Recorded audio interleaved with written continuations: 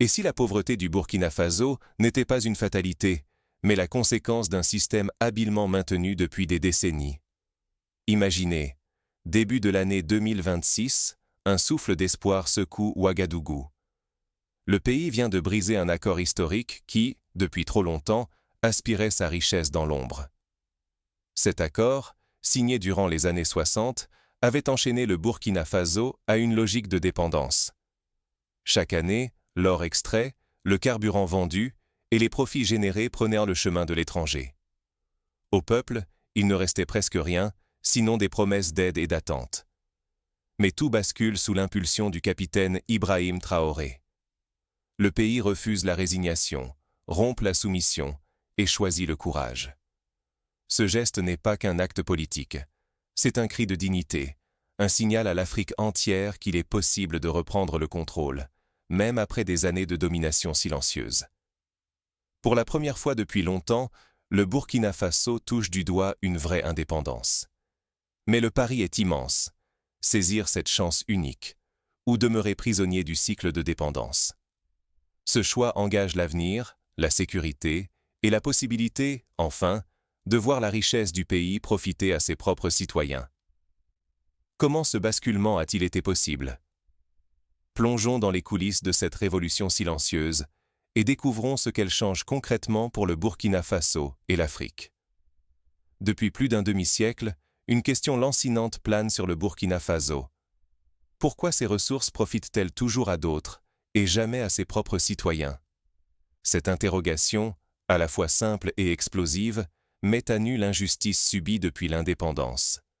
Le pays, riche sous la surface, a été poussé à accepter la pauvreté comme une fatalité, alors que sa terre recèle de précieux trésors. Dès les premières années de souveraineté, des accords économiques, souvent signés sous pression, liaient le Burkina Faso à d'anciennes puissances, notamment la France. Ces textes, déséquilibrés, favorisaient systématiquement les intérêts des sociétés étrangères. Extraction de l'or, gestion du carburant, contrôle des infrastructures. Partout, les mêmes recettes. Les bénéfices générés ici repartaient aussitôt ailleurs, laissant la population face à l'insécurité et au manque. Chaque année, des millions de francs disparaissaient en silence, privant l'État des ressources nécessaires pour la santé, l'école ou la sécurité. Ce n'était pas un accident, mais la conséquence de règles héritées du passé, faites pour protéger les nouveaux maîtres, jamais les Burkinabés. Produire de l'or, vendre du carburant, travailler dur. Cela ne suffisait pas à garantir la stabilité ni le progrès. Voilà l'enjeu. Comprendre ou ignorer l'origine de cette dépossession.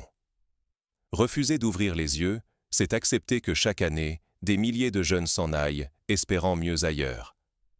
Mais comment ce pillage organisé a-t-il pu durer si longtemps, et surtout, en toute légalité? Pour le comprendre, il faut remonter à la genèse de ces accords et dévoiler les mécanismes qui ont enfermé le pays dans la dépendance. C'est là que commence la lutte pour la souveraineté. Pourquoi extraire de l'or, du carburant, des richesses, si tout disparaît à l'étranger sans rien bâtir ici? Cette question hante le Burkina Faso depuis des décennies. Une nation riche en théorie, mais vidée de ses ressources, légalement dépouillée par des mécanismes hérités du passé. Tout a basculé avec un traité fiscal signé dans les années 60. Présenté comme un acte de coopération, il a ouvert la porte à une évasion fiscale massive. Des sociétés étrangères, souvent européennes, profitaient du sol burkinabé sans jamais contribuer aux finances publiques. Plus la production minière grimpait, plus la misère grandissait. Derrière l'illusion de croissance, la population recevait des miettes. L'or prenait l'avion, la richesse filait ailleurs, et seuls quelques groupes étrangers tirèrent profit de ces accords opaques. Face à cette injustice, une prise de conscience a émergé. L'indépendance n'a de sens que si le pays contrôle ses richesses. La souveraineté ne se proclame pas, elle s'exerce dans la gestion des ressources et la capacité à investir pour son propre avenir. Continuer ainsi, c'est accepter l'appauvrissement organisé. Rompre avec ce système, c'est affronter de puissants intérêts. Mais peut-on parler de dignité tant que la richesse s'évapore? Un tournant était inévitable. Comment le nouveau leadership a-t-il décidé d'affronter ce défi? Et si la révolution ne passait plus par la rue, mais par la signature d'un contrat? C'est ce pari qu'a relevé le Burkina Faso en février 2023. En rompant avec un traité hérité du passé, le pays a décidé de reprendre son destin, sans compromis ni retour en arrière. À présent, aucune entreprise étrangère ne bénéficie de régime fiscal spécial. Toutes respectent la même loi, paient les mêmes impôts. L'illusion de la coopération privilégiée s'est dissipée. Il ne reste que l'égalité devant la loi. Chaque année, d'énormes sommes cessaient de s'évaporer hors du pays. Désormais, cet argent finance la sécurité, la modernisation des infrastructures, la stabilité. Les budgets pour l'armée, la santé ou l'éducation s'écrivent avec audace, portés par une souveraineté retrouvée. Dans l'énergie, longtemps domaine réservé des multinationales, le Burkina Faso a repris la main. Les infrastructures appartiennent enfin au peuple. Chaque travailleur a conservé son emploi, la chaîne logistique est restée intacte. Pour la première fois, les bénéfices nourrissent l'économie locale. Ce choix est risqué. Il suscite la fierté, mais inquiète les investisseurs attachés à leurs privilèges. Le véritable enjeu, préférer la dignité collective à la sécurité illusoire. Le Burkina Faso a fait son choix. Mais ce pari d'indépendance a-t-il isolé le pays, ou bien lancé une vague nouvelle dans toute la région? Le monde observe. D'autres nations pourraient bien s'inspirer de cet exemple, ou au contraire s'en méfier. Et si la souveraineté n'était pas synonyme de fermeture, mais d'ouverture sur des bases entièrement repensées? Le Burkina Faso propose une nouvelle façon de coopérer. Il ne s'agit plus d'accepter des partenariats déséquilibrés, mais de bâtir des relations fondées sur le respect, la justice et l'équilibre. L'objectif, ne pas rejeter le monde, mais convier ceux qui respectent notre dignité à avancer à nos côtés, selon des règles transparentes et mutuellement bénéfiques. L'alliance formée avec le Mali et le Niger en est la preuve. Unir nos forces, non pour s'isoler, mais pour peser davantage. À trois, ces pays défendent une voie commune, capable de rompre l'isolement qui les rendait jadis vulnérables aux pressions extérieures. Cette union ouvre la voie à une solidarité régionale qui modifie le rapport de force, nourrit l'espoir de la jeunesse et démontre que l'unité peut renforcer l'indépendance. L'indépendance n'est pas le repli, c'est la liberté de choisir ses partenaires, de définir ses priorités et de remettre en cause les systèmes hérités de la colonisation, même si cela déplaît à ceux qui profitent du statu quo.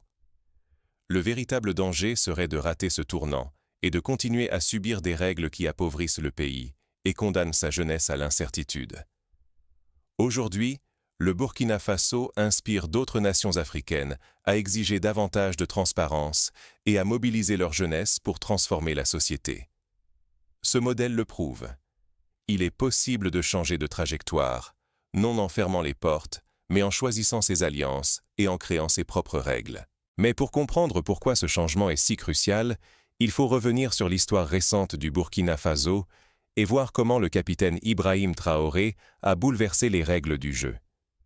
Que s'est-il passé pour que le pays se retrouve à ce carrefour décisif? La souveraineté commence lorsque l'on reconnaît la vraie valeur de ses ressources et que l'on trouve le courage de les défendre contre vents et marées. Ce n'est pas qu'une affaire de mots ou de symboles, mais une volonté profonde.